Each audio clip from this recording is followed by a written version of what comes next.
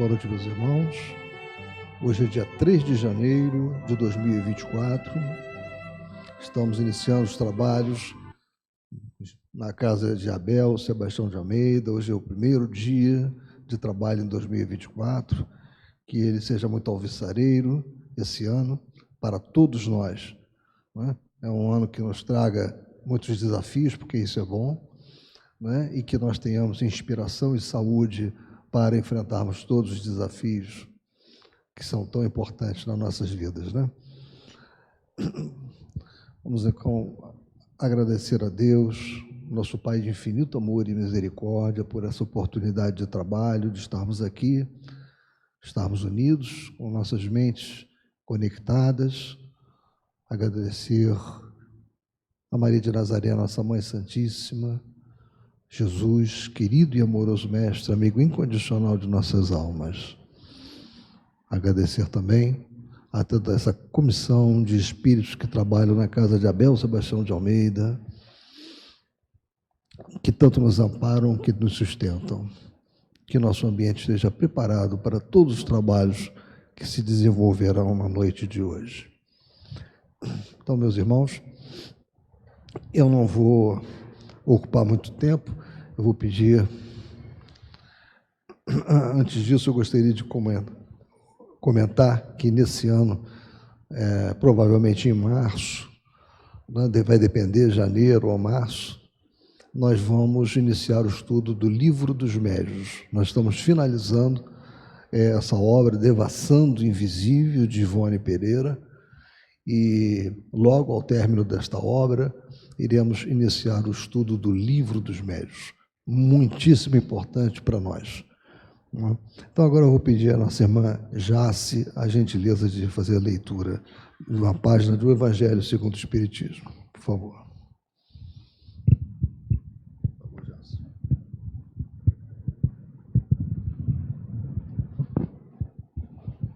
Boa noite, irmãos. O capítulo 25.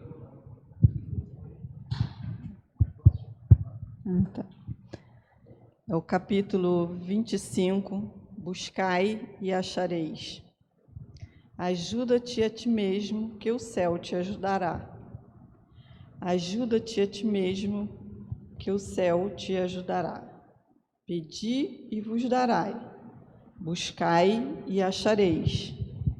Batei a vossa porta e vos abrirá, porquanto quem pede, recebe, e quem procura, acha, e aquele que bata à porta, abrir-se-á.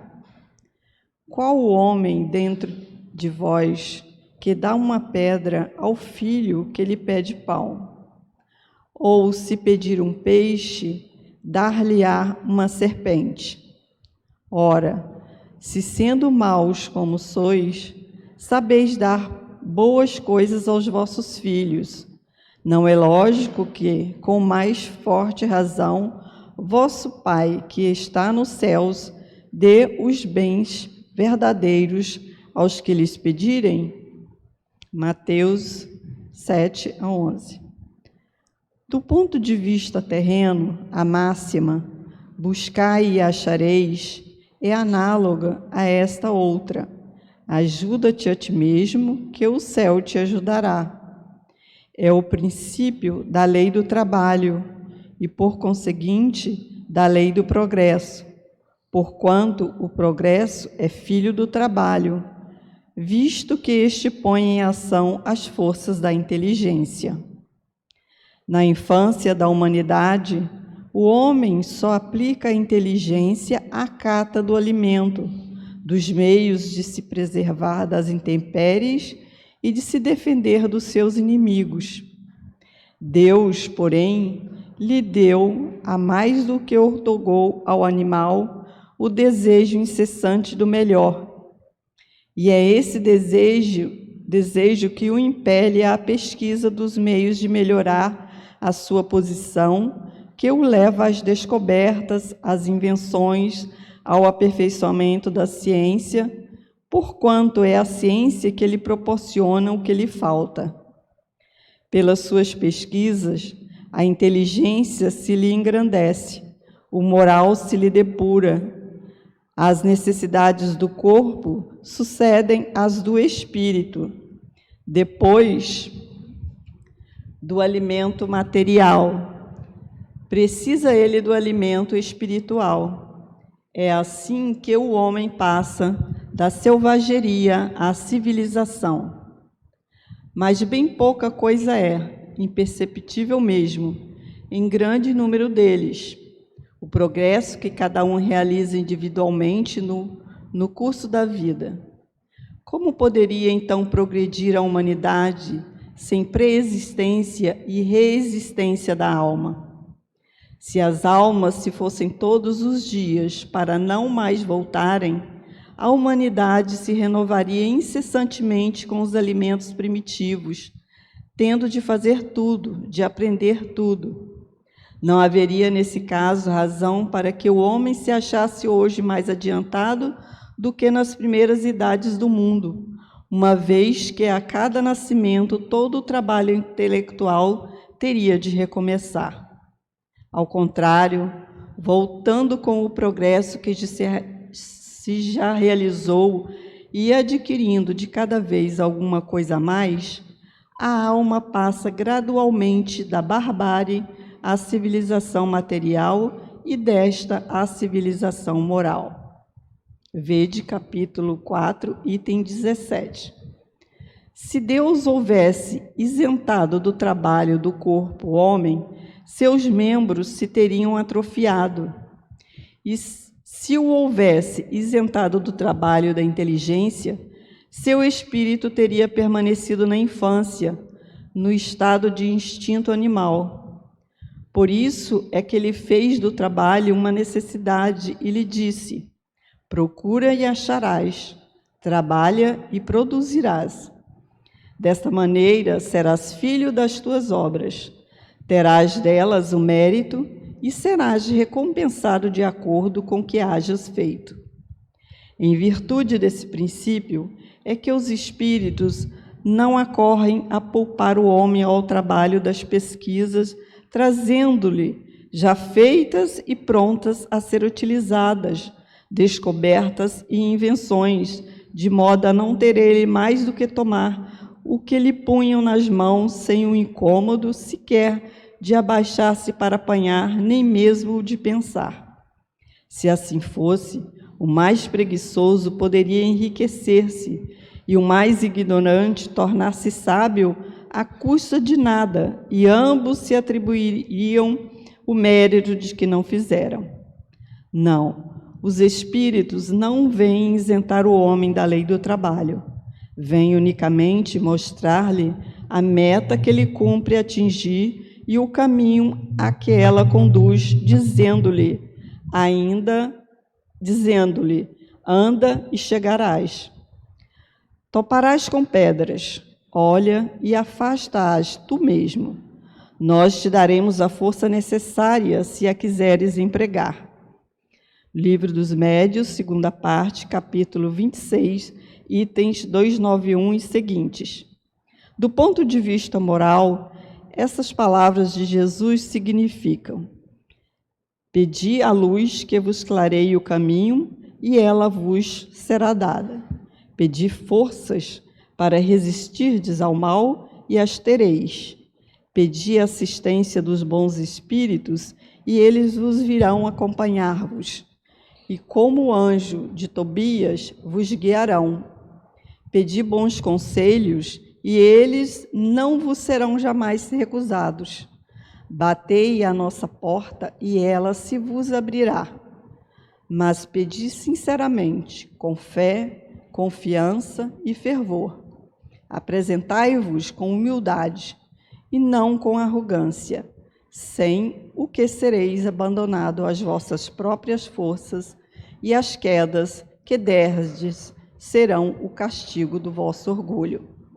Tal o sentido das palavras: buscai e achareis, batei e abrir-se-vos-á. Boa palestra a todos. Boa noite.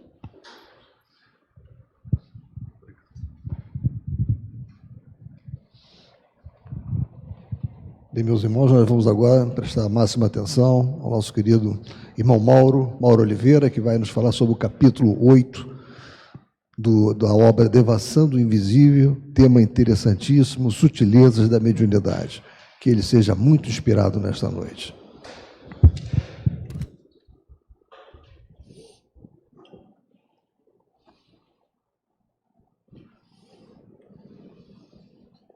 Boa noite, meus irmãos. Que a paz e o amor do Mestre Jesus nos envolvam nesse momento. Que a espiritualidade maior possa nos inspirar naquilo que for necessário e possível, né? Que 2024 seja um ano de muito trabalho e muito amparo. A gente vai dar continuação ao capítulo 7, né, o amigo beletrista, e vamos iniciar o capítulo 8, Sutilezas da Mediunidade. Esse capítulo 7, o amigo beletrista, é só para lembrar um pouco, o beletrista era um espírito que se aproxima de Ivone e desejando que ela psicografe a sua história, na verdade. Só que Ivone percebe que a história não traz um cunho de instrução em relação à doutrina espírita. É uma história, entre aspas, de sofrimento. Ele é um suicida, né? E ele tenta fazer de todos os modos o convencimento em relação a Ivone, e depois é comentado que ele estava ali e ele seria uma prova, né? Uma comprovação de que ela iria utilizar a sua mediunidade de maneira correta, né? E nós paramos exatamente quando vamos iniciar a questão do suicídio, né? Desenvolver um pouco isso. E nos é colocado por Ivone, não houve exatamente um suicídio na expressão costumeira do termo, visto que pela época do seu decesso físico, ele se encontrava totalmente preso de graves distúrbios nervosos, além de obsidiado pela entidade suicida Maria Elisa, a qual, reconhecendo-se viva em além-túmulo, negava-se a abandoná-lo, afeita ao elo sentimental que os unira. Ele, portanto, não teve intenção de matar-se, não premeditou o suicídio, nem mesmo assistiu com os próprios sentidos ao ato que praticou. E assim sendo, não houve o drama consciencial, ou seja, a responsabilidade de consciente infração a uma lei da natureza, no sentido lato do termo. Eu frisei aqui a questão da responsabilidade, porque quando se fala de suicídio, tem a questão da intenção, né? Então, foi premeditado, a pessoa estava consciente daquilo que desejava realizar, então há um nível de responsabilidade nesse sentido. Quando o suicídio ele ocorre de maneira, digamos assim, por um problema de loucura, né, há uma diminuição nessa responsabilidade daquele que cometeu, né? Às vezes um suicídio por questões passionais também, né? Mas de qualquer maneira eu acho extremamente difícil a gente imputar uma responsabilidade ou cravar, como foi cravado aqui nesse finalzinho, quando diz: caberá portanto ao obsessor a maior dose de responsabilidade no lamentável fato. Vamos dizer que eu discordei um pouquinho dessa situação de cravar que o obsessor é o principal responsável. Se há uma questão de responsabilidade do suicida realizar ou não o ato de maneira consciente, o obsessor, no caso a Maria, né, a Maria Elisa, será que ela estava obsediando ele para que ele realizasse aquele suicídio? Talvez não. Então, esse termo de maior dose de responsabilidade é dela, eu discuto um pouco, porque, de um modo geral, a obsessão ela ocorre fruto de uma abertura que nós damos. E mais à frente, vai ser comentado logo depois que ele se sentia meio culpado porque ele permitiu essa obsessão, teve um problema neurológico que facilitou esse processo. Então, nós fizemos o último estudo do Céu e Inferno, onde teve um caso parecido, onde o obsessor, e lá também foi colocado, a dose maior é do obsessor que provocou. E também era um caso muito parecido, né? Então, eu acho muito complicado quando a gente, de maneira enfática, coloca maior e menor responsabilidade, quando ele também teve a responsabilidade no sentido de deixar e abrir as portas para a obsessão, né? Eu acho que é muito fácil a gente transferir para o outro a responsabilidade que, de um modo geral, é nossa. Mas entendo, de maneira didática, o que eles quiseram colocar aqui, né? E ele coloca, todavia, Ivone, a consciência acusa-o de infrações outras, das quais resultaram a neurastenia, que é uma fadiga depressiva, né, conhecida também. Ela traz um cansaço físico, perda de memória, tem uma questão da irritação. Então, essa neurastenia, ela tem a situação de também fisicamente e também uma questão psicológica.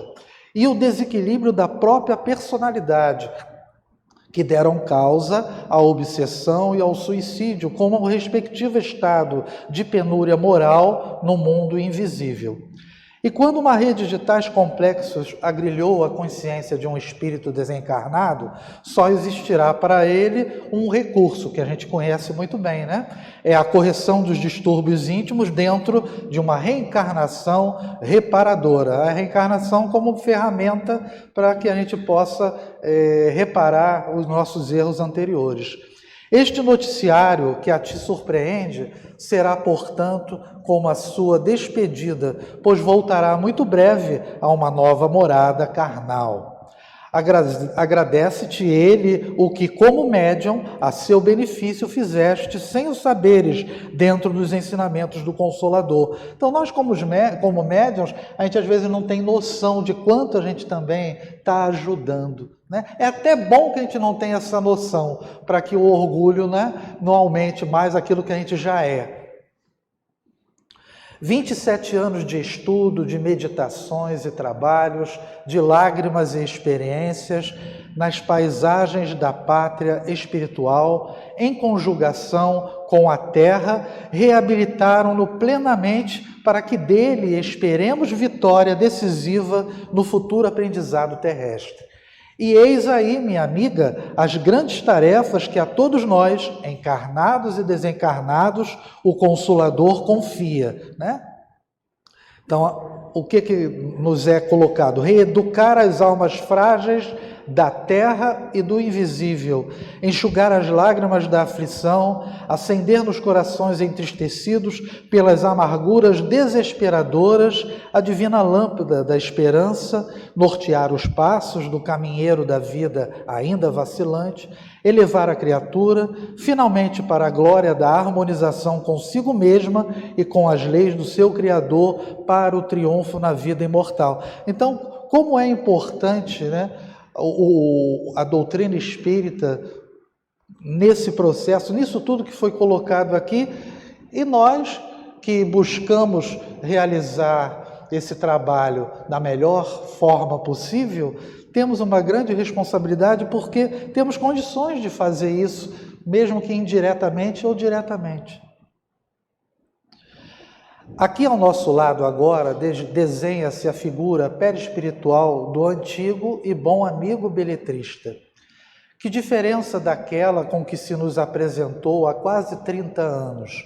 Vaporosa, fluidicamente bela, rejuvenescida, quase translúcida, agora encanta e enternece, porque recorda um poema de dores e de lágrimas, de trabalho e de progresso, de boa vontade e dedicação, drama acerbo que a doutrina do Senhor remediou e consolou. Seu sorriso, no entanto, é ainda triste e seu semblante é grave. Apoia o punho fechado sobre a mesa em que estas linhas são traçadas, exatamente como há 27 anos na mesa do posto mediúnico, onde terminávamos o receituário. Dele ouvíamos a tentação para escrever sobre seu controle mental, assinando nós mesmas as produções que nos desse, a fim de adquirirmos fortuna e glória. Essa foi a tentação que ele provocou ou tentou fazer com que a Ivone caísse, né? Escrevendo sua história, Fortuna e Glória. E ela, como boa médium que foi, né?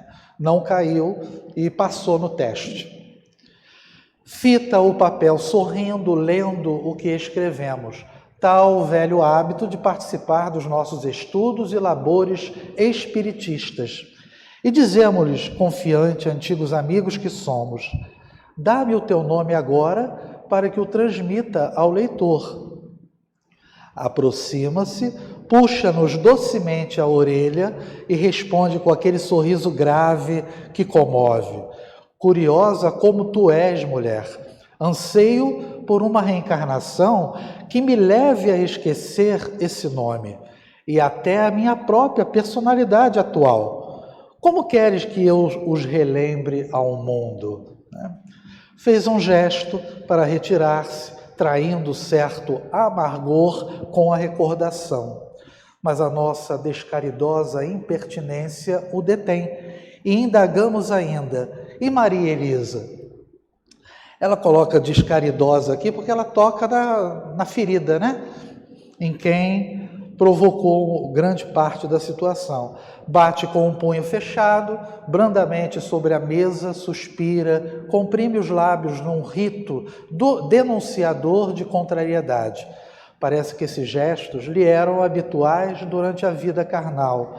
E responde, bem, a misericórdia do Eterno foi grande bastante para se estender sobre as suas imensas desgraças.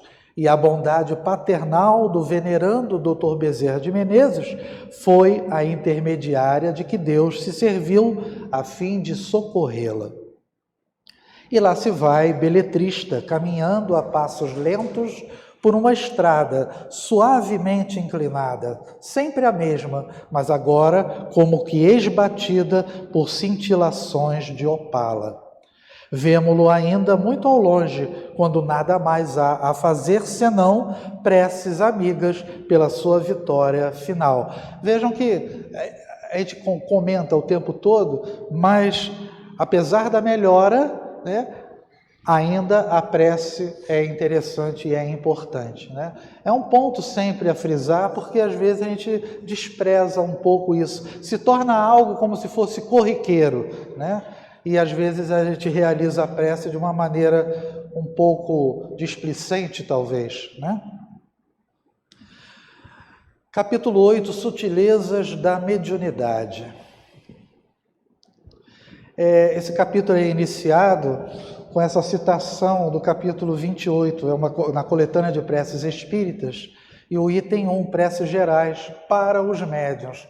Então nos é colocado logo no início, para conhecer as coisas do mundo visível e descobrir os segredos da natureza material, outorgou Deus ao homem a vista corpórea, os sentidos e instrumentos especiais. Com o telescópio, ele mergulha o olhar nas profundezas do espaço e com o microscópio descobriu o mundo dos infinitamente pequenos. Para penetrar no mundo invisível, deu-lhe a mediunidade.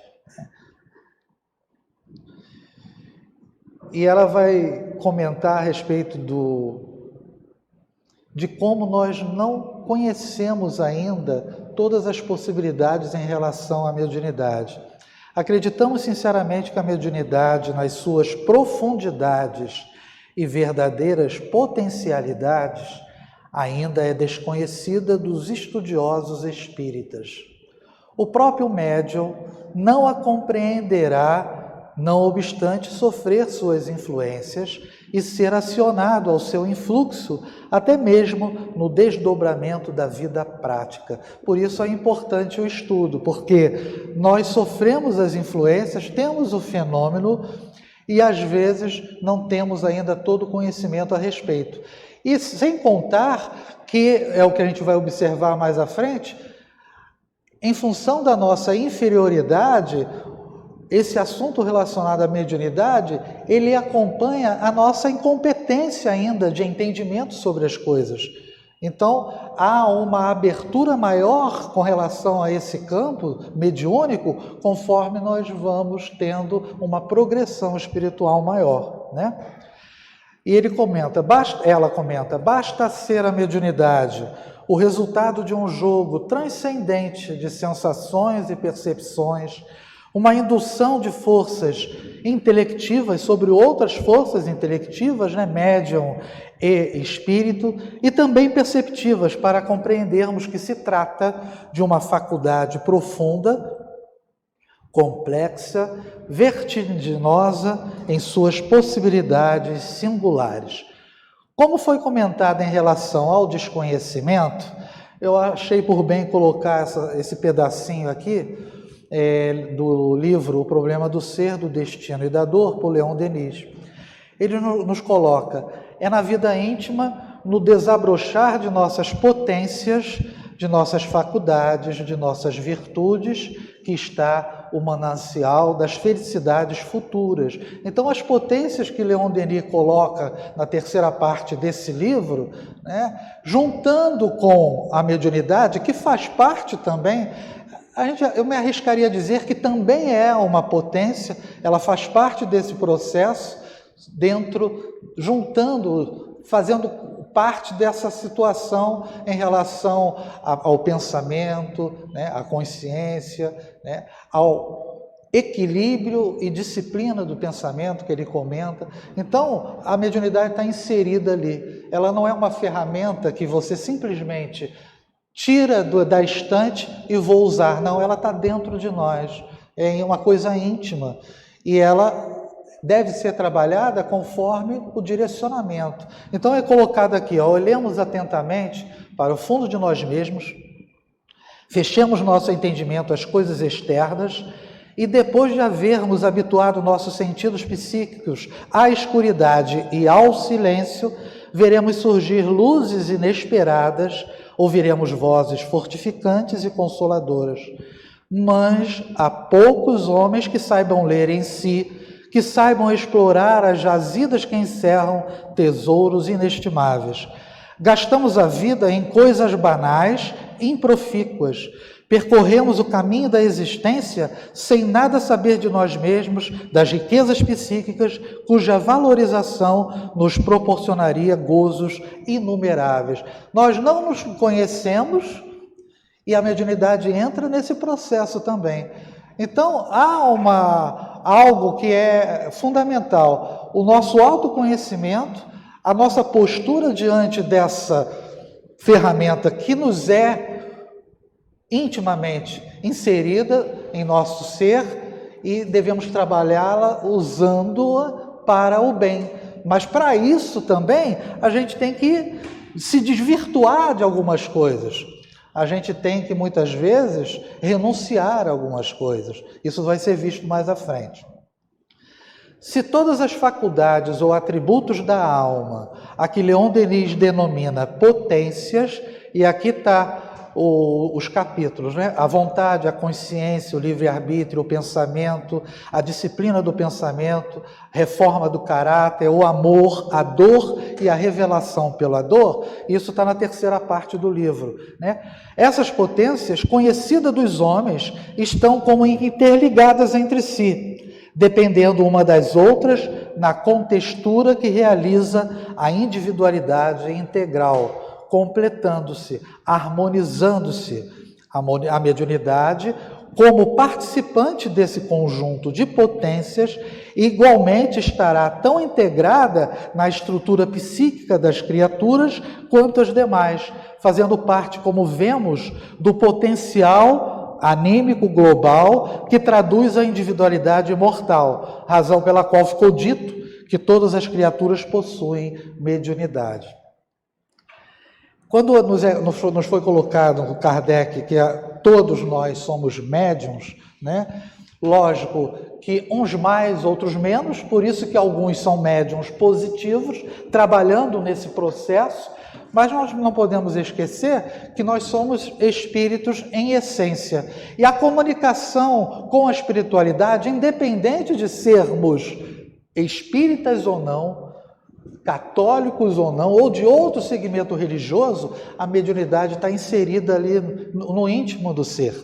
Ela, como eu comentei, ela está integrada em nós. Por isso Kardec coloca como todos nós somos médiuns. Outros mais, outros menos, no sentido do que? Prático da coisa. Mas a comunicação com o plano espiritual, ela é incessante e independe da religião que a gente esteja inserido, né?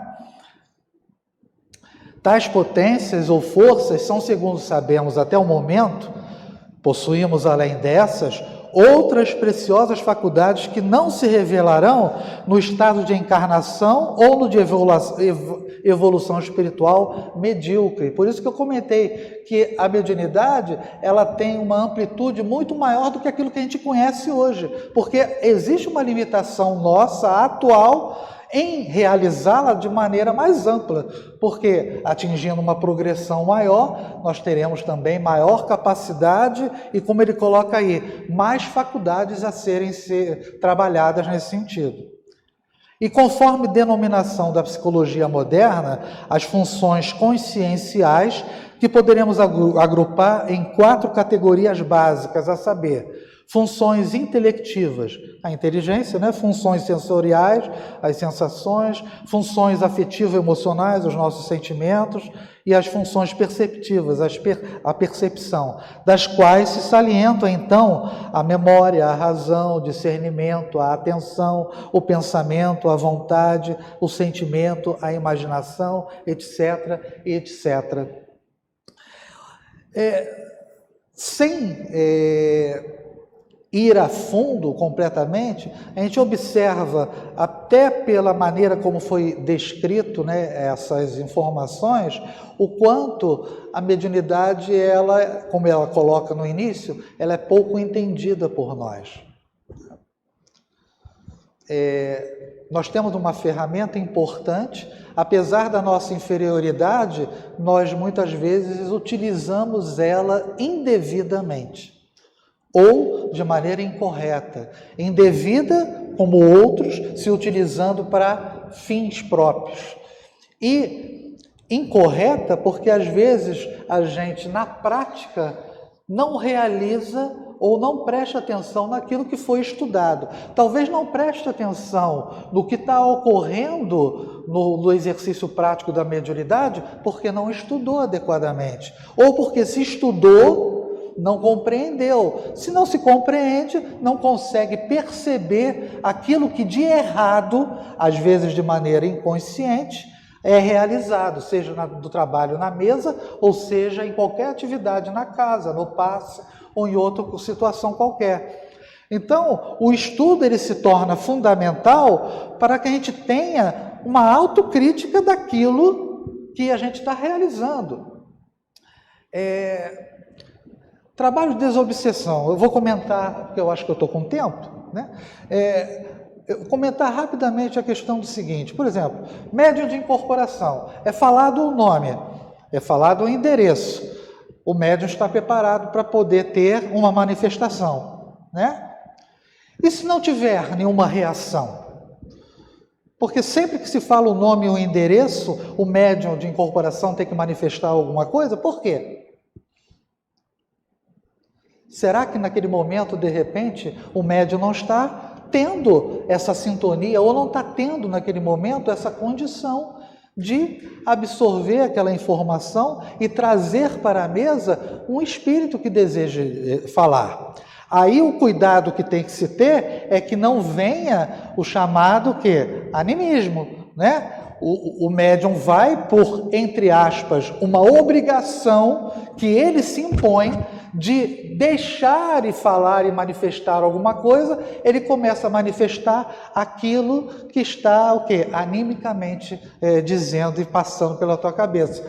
É difícil a gente discernir sobre as coisas, mas é por isso também que é um momento importante de postura na mesa, de buscar essa sintonia com a espiritualidade.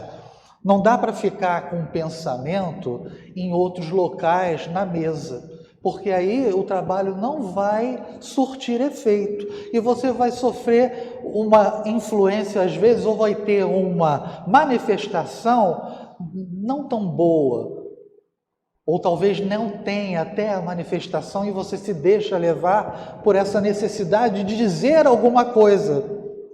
A gente tem que ter esse cuidado, por isso a autocrítica. Se não está vindo nenhuma reação do médium, ele se mantém e fala para o doutrinador: olha, não estou tendo nenhuma percepção, vamos para outro nome? Isso não é vergonha nenhuma. Isso é sinceridade, é trabalhar de maneira verdadeira. Eu não estou dizendo que isso ocorra na mesa, mas é um cuidado que tem que se ter. E se as possibilidades desse agrupamento de forças imortais se desdobram ao infinito, também a mediunidade, como participante dessas funções sensoriais e perceptivas, ao que a observação indica, possuirá possibilidades de ação e sutilezas ainda desconhecidas dos estudiosos atuais. Muitos médiuns sabem disso, embora sem compreenderem bem o que com eles se passa. Muitas vezes receoso de não ser acreditada pelos amigos mais íntimos e temendo ver-se considerado ridículo ou pretensioso, guarda o médium o segredo das mais belas revelações. Então o médium, ele tem que ter ideia do que ele pode revelar ou não. Mas a espiritualidade também, ela garimpa isso. Ela não transmite tudo que nós poderíamos, entre aspas, transmitir, não. Ela transmite aquilo que, olha, pode ir lá, pode dizer. Porque a gente vai ver mais para frente que aquilo que o médium informa talvez seja positivo para um conhecimento mais tarde. Como existe essa questão aqui do médium não passar, algumas coisas, eu coloquei isso daqui da seara dos médiuns, pelo Emmanuel, o que ele diz: o que difere em cada pessoa é o problema do rumo. Não valem médiuns que apenas produzam fenômenos, não valem fenômenos que apenas estabeleçam convicções, não valem convicções que criem apenas palavras, não valem palavras que apenas articulem pensamentos vazios. Por isso mesmo, os amigos desencarnados, sempre que responsáveis e conscientes dos próprios deveres diante das leis divinas, estarão entre os homens exortando-os à bondade e ao serviço, ao estudo e ao discernimento, porquanto a força mediúnica, em verdade, não ajuda e nem edifica quando esteja distante da caridade e ausente da educação. O que significa isso? Que a mediunidade, ela em si, ela não é boa nem é má. É o que nós podemos fazer com ela que ela se torna algo útil. Porque quantos médiuns se perdem e têm mediunidade? Então a questão moral, ela é importante para que você mantenha uma sintonia com a espiritualidade superior, para que o seu trabalho seja o quê? Mais produtivo no bem. Se for uma mediunidade apenas porque deseja ter os fenômenos, e isso já ocorreu no início da doutrina espírita, hoje em dia o que a gente busca é o quê? Caridade o tempo todo. E por isso é uma ferramenta importante. Então o direcionamento, o rumo que nós vamos dar para aquilo que a gente tem como capacidade é que é importante nesse processo todo. Senão, nós somos apenas o quê? Médiuns que produzem fenômenos. Mas esse fenômeno está surtindo, está trazendo o que de bom para os outros? Porque não é para a gente a mediunidade. Ela pode ser uma ferramenta de crescimento, mas é muito mais para você ajudar o outro do que a si mesmo. Essas revelações que lhe são facultadas ao médium por vontade exclusiva dos mentores espirituais ou por ação mecânica da própria faculdade, que naturalmente desencadeia os acontecimentos, mesmo a revelia do médium, geralmente perseguido, criticado, sem piedade, até as dentro do próprio lar e também pelos adeptos da própria doutrina, Enche-se ele de complexos e timidez que tendem a perdurar, quando não impossibilitam muitos fenômenos que poderiam realizar-se para a edificação geral. Então, às vezes, o travamento, né, faz com que o médium também perca um pouco o rumo, né? O Espiritismo, a terceira revelação de Deus aos homens, é obra da mediunidade. Será bom que de tal não se esqueçam aqueles que preferem ver charlatães e intrusões nessas pobres almas que, para conseguirem do além o que vem dar corpo à doutrina espírita, têm de morrer para si mesmas, sacrificando-se durante a vida inteira e chorando lágrimas de testemunhos acerbos, visto que nenhuma criatura, qualquer que seja, se afinará plenamente com a espiritualidade para o feito mediúnico por entre risos e alegrias e modo de viver displicente e cômodo. Então, é muito fácil você criticar o médium, é muito fácil você, que está fora da doutrina, ir de encontro a essas pessoas que precisam se sacrificar durante a vida inteira. A gente observou Chico Xavier, a sua vida, totalmente dedicada ao bem. É fácil aquilo? Lógico, ele está preparado. Nós fazemos, apesar da minha pouca mediunidade, eu faço tudo o que devo? Que posso? Será que faço? Essa autocrítica tem que ser feita individualmente, porque existe um sacrifício. Quanto mais você se sacrifica para a realização do bem ao outro, possivelmente, o que é pouco hoje para você pode se tornar maior mais tarde, porque é questão de mérito. Se você faz por onde, os espíritos superiores, benfeitores, ajudam também, né? E aquilo que é limitado hoje pode se tornar melhor. Tal como os demais médiuns, tivemos de encobrir do público e até de amigos íntimos formosas revelações e até profecias, como noticiários de além-túmulo, que posteriormente foram confirmados. Pode-se mesmo afirmar que o que de mais grandioso e belo o médium obtém e conhece da vida espiritual, lhe é vedado declarar aos companheiros de jornada terrena. Não obstante, se somos daqueles que se veem forçados a ocultar muito do que recebem e conhecem do além, também somos impelidas pelos instrutores espirituais a dizer algo de quando em vez.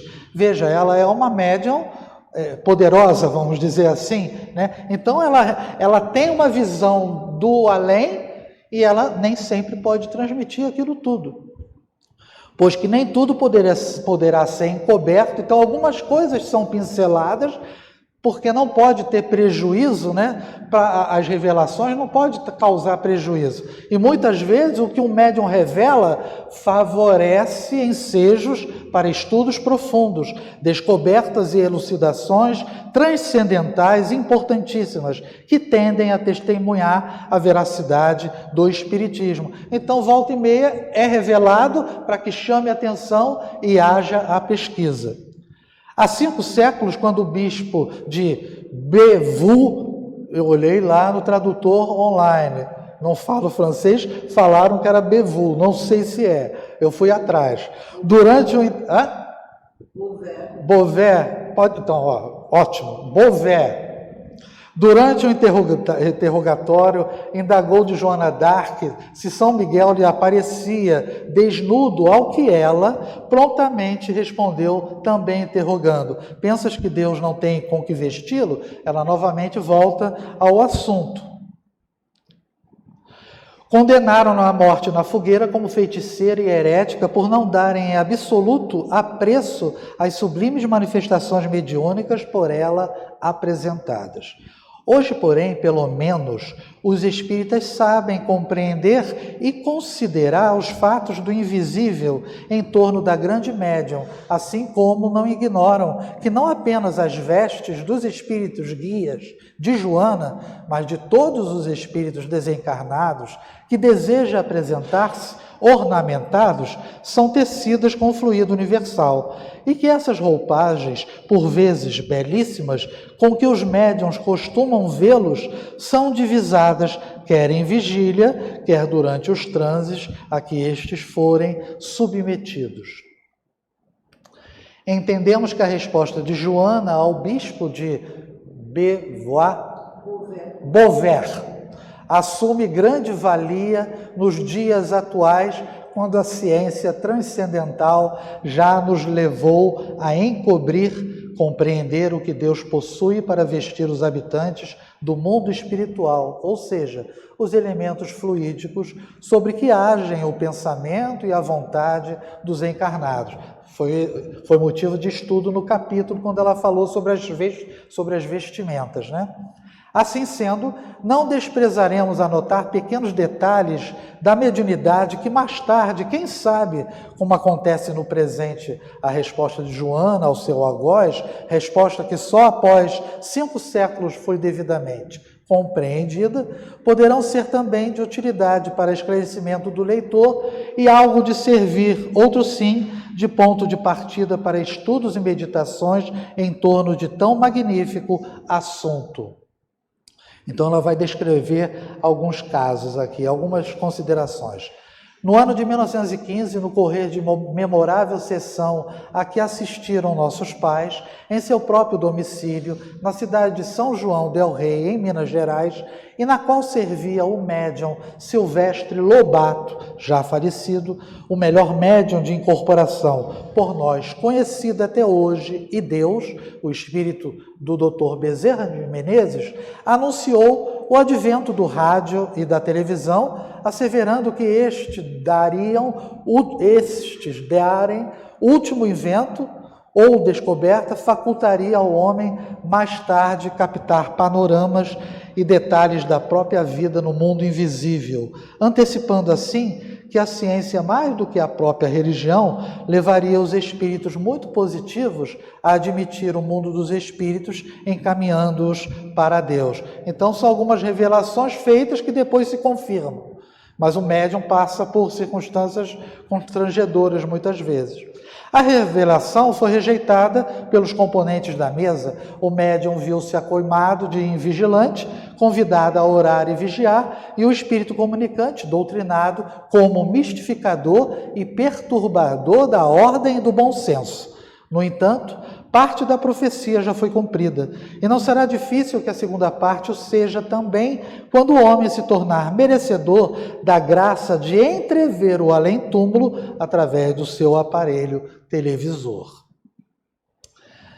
Segundo consideração, os médiuns espíritas que se entregam à oratória sempre veemente e profundamente inspirada, não recebem precisamente as intuições no momento em que discursam, ao mais das vezes, como nem sempre o seu instrutor espiritual estará presente ao seu lado na tribuna. O que frequentemente acontece é que, já possuidor do necessário cabedal, embora não seja verdadeiramente um orador, na véspera desse trabalho, ou poucas horas antes, o médium será arrebatado em espírito por seu guia espiritual durante o sono para o espaço. Fornece-lhe as instruções para o discurso, fala-o discursar em sua presença, imprimindo na mente do seu pupilo o característico da sua própria oratória. É um exercício, né? Exerce sobre ele, enfim, seu intérprete, a sugestão hipnótica ou hipnose. Ao despertar do sono, o médium estará tranquilo, sentindo algo indefinível dentro de si, sem todavia recordar o que se passou durante o seu repouso. Mas no momento da oratória, esta será repetida exatamente como foi delineada e autorizada no espaço, com eficiência e agrado geral, sem que o médium vacile por um instante na eloquência assim adquirida.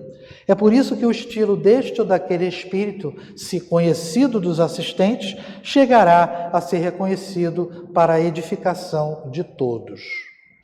Daí a necessidade que todo médium orador sente de se recolher e isolar horas antes, ocasião em que geralmente se deixa vencer por um sono ameno e reconfortador. Eu não tenho tempo de fazer esse sono ameno, né? Não é que não tenha tempo, acabo não tendo esse hábito de fazer, mas é interessante que a questão do sono quando eu tenho alguma palestra, pessoal, quando tem alguma palestra para ser realizada, eu antes de dormir, ela fica na minha cabeça. E durmo. Mas antes de dormir, eu peço, poxa, que me dê uma orientação lá do outro lado. Acordo, mas não lembro de nada. Normalmente eu não lembro de nada, né? E eu acredito que o que eu fale aqui não é exatamente o que eles organizaram, mas que eu sou ajudado, sou o tempo todo, entendeu? Porque quando você prepara, nem sempre o que eu preparei eu acabo falando aqui. Está tudo organizado na minha cabeça, mas chega na hora e esqueci, pego o carro, vou lá fora, caramba, esqueci de falar isso. Mas só que falei outra coisa que não estava previsto. Aí eu acho que é o dedo deles, né? As melhores palestras que nos foi dado realizar sobre assuntos espíritas concederam-nos os nossos amigos espirituais por essa forma, muito embora no momento do testemunho ou reprodução da peça oratória, costumem eles exercer uma certa vigilância em torno do médium. Será bom por isso mesmo, para a maior grandeza desse feito mediúnico, que os ambientes dos centros espíritas não sejam alterados por quaisquer acidentes profanos. Terceiro, isso é importante, existem obsessões produzidas pela hipnose durante o sono natural. O médium é ignorante das próprias faculdades e que, no caso em geral, não será espírita, né? Aquele que é médium ostensivo, não é espírita, deixa-se dominar por um inimigo invisível durante o sono. Afina-se com o caráter deste e recebe suas ordens ou sugestões, tal como o sonâmbulo as ordens do seu magnetizador. É obsessão, gente. Tá? Ao despertar, reproduz mais tarde, em ações da sua vida prática, as ordenações então recebidas, as quais poderão levá-lo até mesmo ao crime e ao suicídio. Será prudente que a oração e a vigilância sejam observadas com assiduidade, particularmente antes do sono corpóreo. Isso sempre é dito, a fim de proteger o médium contra esse terrível perigo, pois que isso favorecerá uma como harmonização de sua mente com as forças do bem, o que evitará o desastre. O mundo invisível é intenso e nem tudo ali será beleza, espiritualidade, fraternidade, flores. Nós não somos, né? Também a inveja, o ódio, o despeito, o ciúme, o crime e até o sensualismo existirão no invisível, rodeando nossas almas e tentando-as durante a emancipação concedida pelo sono natural. Os atributos da alma, por sua vez, são profundos, complexos e poderosos, e quando mal orientados, poderão ocasionar calamidades ao nosso derredor. O estudo da personalidade humana, como o da individualidade espiritual, a reeducação moral através dos ensinamentos evangélicos, esclarecendo a criatura quanto a si mesma, abrem-lhe um horizonte novo, onde o equilíbrio geral acarretará o domínio de toda e qualquer situação a que sejamos arremessados por força do progresso a realizar. Resumindo, orar antes de dormir é algo, né, que vai impedir da gente seguir para caminhos não muito agradáveis, né? Último item. Em determinadas ocasiões, sem que conheçamos as razões, transes singulares sobrevêm com nossas faculdades mediúnicas, ignorando nós se o mesmo acontecerá aos demais médiuns. Nós que comumente tantos esforços despendemos a fim de conseguir boa harmonização com os amigos invisíveis, para o feito psicográfico, subitamente, por vezes, em plena rua, durante um passeio ou um giro necessário, somos surpreendida por um estado singular. Nosso espírito como que se distende, elevando-se algo da matéria para viver simultaneamente da vida material e da vida espiritual. Quer dizer, em situações inesperadas do dia a dia. Tá? Advém então um estado crítico, algo penoso, ruas ao mesmo tempo delicioso, reconfortador. Então, o que nos rodeia, pertencente ao plano terreno, o casario, as paisagens, o arvoredo, os jardins, as próprias vias públicas, se nos afigura profundamente mais belo e delicado, porque é envolvido em tons de luz especial, levemente azul. Julgamos tratar-se essa luz de modificações do próprio fluido universal que sabemos disseminado pelo infinito. Não obstante reflexos dourados, como que contornam as paisagens, julgando nós ainda tratar-se de irradiações do Sol. Então há uma visualização diferente da realidade, né? Com os olhos que nós possuímos fisicamente falando, que combinadas com o fluido azul produzem um majestoso efeito de luz, acontecimento de que o espaço infinito está repleto, pois os efeitos de luzes combinadas, a coloração de 1000 essências e fluidos em variados estados existentes no espaço, são maravilhas que os homens não concebem, mas que o espírito, principalmente o desencarnado, em estado normal vibratório elevado, desfruta a longos haustos. Então, é elevado que percebe coisas boas. Tá?